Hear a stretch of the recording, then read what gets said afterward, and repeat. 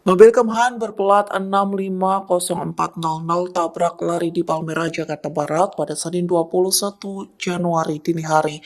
Pengemudi berinisial MSK usia 23 tahun menabrak korban berinisial TR yang sedang menurunkan barang di sisi jalan. MSK pun kabur dan berbelok arah ke jalan Palmerah Barat Raya. Namun MSK kembali menabrak korban yang sedang mengayuh sepeda berinisial TN. Kemudian pelaku terus melaju hingga menabrak kendaraan minibus Daihatsu dari arah berlawanan. Kecelakaan itu mengakibatkan pengemudi mobil Daihatsu berinisial S dan penumpang MES mengalami patah tulang.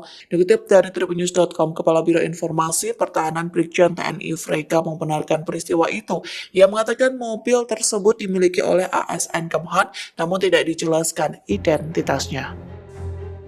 Download Tribun X sekarang, menghadirkan lokal menjadi Indonesia.